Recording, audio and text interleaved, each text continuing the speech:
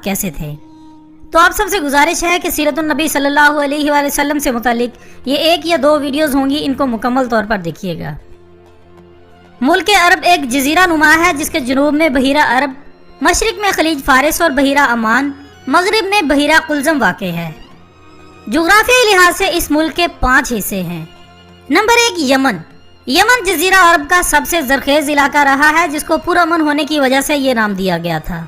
कौम सबा का मस्कन अरब का यही इलाका था जिसने आबपाशी के लिए बहुत से बंद बनाए। इस कौम की नाफरमानी की वजह से जब इन पर अजाब आया तो यही बंद टूट गया था और एक अजीम सैलाब आया, जिसकी वजह से कौम सबा अरब के तूलो अर्ज में मुंतशिर हो गई। इसके बाद है हजाज मुक़द्दस। यमन के शुमाल में हजाज का इलाका वाक़ है। इस खित्ते का मरकजी शहर मक्कातुल मुकरमा है, जो कि बेआबो गया वादियों और पहाड़ों पर मुश्तमिल एक रेगिस्तानी इलाका है। हजाज का दूसरा नाम यसरब है, जो कि बाद में मदीनातुन नबी सल्लल्लाहु अलैहि वसल्लम कहलाया। जबकि मक्का के मशरिक में ताइफ का शहर है, जो अपने सरसब्ज और लहलहाते खेतों, सायादार नखलस्तानों और मुख्तलिफ फलों की कसरत की वजह से अरब के रेगिस्तान में जन्नत अर्जी की मिसल है। इसके बाद है नजद। ये मुल्क अरब का एक अहम हिस्सा है जो हजाज के मशरिक में वाक़ है और जहां आजकल सऊदी अरेबिया का दारुल हुकूमत अल रियाज वाक़ है। नंबर 4 पर है हजर मौत। ये यमन के मशरिक में साहिली इलाका बज़ाहिर एक वीरान इलाका है। पुराने ज़माने में यहाँ ज़फ़ार और शिबान नामी 2 शहर आबाद थे।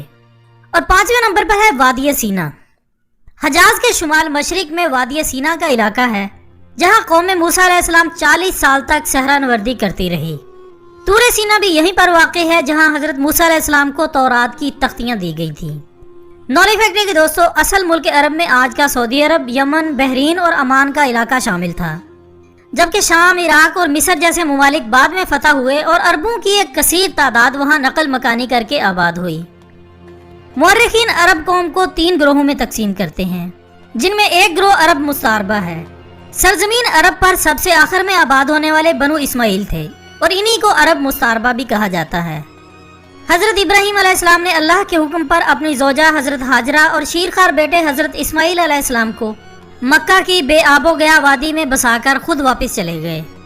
उस वक्त ना मक्का की आबादी थी और ना ही खाना काबा का वजूद था। खाना काबा वैसे तो हजरत आदम अलैहिस्सलाम के वक्त तामीर हुआ, मगर खानवादा हजरत इब्राहीम अलैहिस्सलाम की हिजरत के वक्त वो तामीर मादूम हो चुकी थी। और फिर बाद में जब हजरत इस्माइल अलैहिस्सलाम की उम्र 15 वर्ष की थी तो हजरत इब्राहीम अलैहिस्सलाम मक्का तशरीफ लाए थे और इन दोनों बाप बेटे ने मिलकर अल्लाह के हुक्म पर और हजरत जिब्राईल अलैहिस्सलाम की रहनुमाई में खाना काबा को इन्हीं बुनियादों पर असर नौ तामीर किया, जिन पर कभी हजरत आदम अलैहिस्सलाम ने बनाया था। जब हजरत इब्राहीम अलैहिस्सलाम अपनी ज़ौजा हजरत हाजरा और शीरखार बेटे हजरत इस्माइल अलैहिस्सलाम को मक्कातुल मुकरमा में छोड़कर वापस चले गए, गर्मी की शिद्दत और प्यास से हजरत इस्माइल अलैहिस्सलाम की हालत खराब होना शुरू हुई। तो हजरत हाजरा एक अजीम माँ की वो बेकरार दौड़ शुरू हुई जो आज भी हज का एक लाजिम हिस्सा है। आप पानी की तलाश में कभी सफा पहाड़ी पर चढ़कर दूर दूर तक देखती कि शायद कहीं पानी नजर आए, और कभी सफा की मुखालिफ सिमत में मरवा पहाड़ी पर चढ़कर देखती, मगर वहाँ पानी होता तो नजर आता। इसी दौरान जब हजरत इस्माइल अलैहिस्सलाम के रोने की आवाज़ माँ के कानों में पड़ती तो वो बेकरार होकर इनके पास दौड़ी दौड़ी जाती, और जब इनको प्यास से रोता बिलखता देखती तो फिर दीवानावार पानी की तलाश में जाती। इसी असना में क्या देखती हैं कि जहाँ नन्हे इस्माइल अलैहिस्सलाम अपनी एड़ियाँ रगड़ रहे थे, वहाँ से पानी किसी चश्मे की सूरत उबल रहा है। भागकर बेटे के पास पहुंची, अल्लाह का शुक्र अदा करते हुए बेटे को पानी पिलाया, खुद भी पिया और फिर इस चश्मे के इर्द गिर्द तालाब की सूरत में मिट्टी की मुंडेर बना दी। लेकिन जब पानी मुसलसल बढ़ते बढ़ते तालाब के किनारों से बाहर निकलने लगा तो बेख्तियार आपकी जुबान से निकला जमजम, यानी ठहर जा ठहर जा, और इनके ये फरमाते ही पानी यकदम ठहर गया।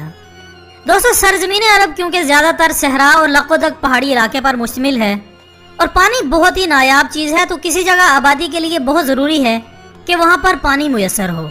कबीला जरहम जब अपने इलाके यमन से नए वतन की तलाश में निकला तो दुराने सफ़र जब मक्का की वादी में पहुंचा तो वहाँ इनको जमजम के चश्मे की वजह से ठहरना मुनासिब लगा। क्योंकि चश्मे की मालिक हजरत हाजरा रजी अल्लाह ताला अन्हा थी, तो उन्होंने भी बीबी हाजरा की इजाज़त से चश्मे के साथ डेरे डाल दिए और आबाद हो गए, और यूँ मक्कातुल मुकरमा एक बाकायदा आबादी का रूप इख्तियार कर गया। अगले 15-20 सालों में चंद अहम वाक़यात ज़ुहूर पजीर हुए। इनमें से एक तो हजरत इब्राहीम अलैहिस्सलाम का वो ख्वाब था जिसमें इन्हें हजरत इस्माइल अलैहिस्सलाम की कुर्बानी का हुक्म हुआ। یقیناً یہ حضرت ابراہیم علیہ السلام اور حضرت اسماعیل علیہ السلام کی ایک عظیم آزمائش تھی۔ دوسرا اہم واقعہ کعبہ کی از سر نو تعمیر تھی۔ خانہ کعبہ حضرت آدم علیہ السلام نے تعمیر کیا تھا اور یہ زمین پر اللہ تعالیٰ کا پہلا گھر تھا، لیکن پھر وقت گزرنے کے ساتھ ساتھ خانہ کعبہ کی عمارت بھی سطح زمین میں معدوم ہو گئی اور حضرت ابراہیم علیہ السلام کے زمانے میں اس کا کوئی نشان تک ظاہر نہ تھا۔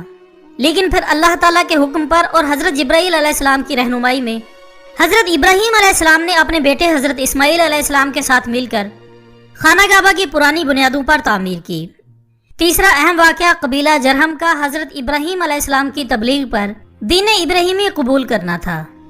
خانہ کعبہ کی تعمیر کے بعد حضرت ابراہیم علیہ السلام نے خانہ کعبہ کی تولیت یعنی سارا مذہبی انتظام قبیلہ جرہم کے حوالے کر دیا۔ بعد ازاں اسی قبیلے کے سردار کی بیٹی سے حضرت اسماعیل علیہ السلام کی شادی ہوئی۔ جب کچھ پشتوں بعد نسل اسماعیل علیہ السلام پھلی پھولی تو پھر خانہ کعبہ کا سارا انتظام خود آل اسماعیل نے سنبھال لیا۔ کچھ عرصہ گزرا تو ایک اور قبیلہ ایاد مکہ پر حملہ آور ہوا اور شہر پر زبردستی قبضہ کر لیا، اور اسی دوران بنی اسماعیل کے بہت سے قبائل کو مکہ سے نکلنا بھی پڑا۔ تاہم بعد میں یمن سے آنے والا ایک اور قبیلہ بنو خزاعہ نے مکہ کو بنی ایاد سے آزاد کرا لیا۔ حضرت اسماعیل علیہ السلام کی نسل سے قصی بن کلاب وہ نامور بزرگ گزرے ہیں جنہوں نے خانہ کعبہ کی تولیت واپس لینے کے لیے جدوجہد شروع کی اور بالآخر بنو خزاعہ کی بہت مخالفت کے باوجود اس مقصد میں کامیاب ہوئے۔ انہوں نے خانہ کعبہ کی تولیت کا انتظام پھر سے ملنے پر خانہ کعبہ کو نئے سرے سے تعمیر کرایا اور پہلی بار کھجور کے پتوں کی چھت بھی ڈالی۔ ایک روایت کے مطابق انہی کا لقب قریش تھا، جس کی وجہ سے ان کی اولاد کو قریش کہا جانے لگا، جبکہ ایک اور روایت کے مطابق قصی بن کلاب سے تقریباً 6 پشت پہلے بنی اسماعیل میں ہی فہر بن مالک ایک بزرگ تھے جن کا لقب قریش تھا۔ قصی بن کلاب نے نہ صرف خانہ کعبہ کا جملہ انتظام سنبھالا بلکہ اس سے آگے بڑھ کر مکہ کو باقاعدہ ایک ریاست کا روپ دے کر 6 مختلف شعبے قائم کیے اور انہیں قابل لوگوں کو تقسیم کیا، جسے ان کی وفات کے بعد ان کے پوتوں نے باہمی افہام و تفہیم سے 6 شعبوں سے بڑھا کر 10 شعبوں میں تقسیم کر کے آپس میں بانٹ لیا، اور یہی نظام بعثت نبی صلی اللہ علیہ وآلہ وسلم تک بڑی کامیابی سے چلا گیا۔ اسی تقسیم کے نتیجے میں آپ صلی اللہ علیہ وآلہ وسلم کے جد امجد حضرت ہاشم کو سقایا یعنی حاجیوں کو پانی پلانے کا کام، امارت البیت یعنی حرم میں نظم و ضبط قائم رکھنا اور احترام حرم کا خیال رکھنا، اور افاظہ یعنی حج کی قیادت کرنا کی خدمات سونپی گئیں، جو ان کے بعد بنو ہاشم کے خاندان میں نسل در نسل چلتی رہیں۔ حضرت ہاشم بن عبد المناف قصی بن کلاب کے پوتے تھے، جو کہ نہایت ہی جلیل القدر بزرگ تھے۔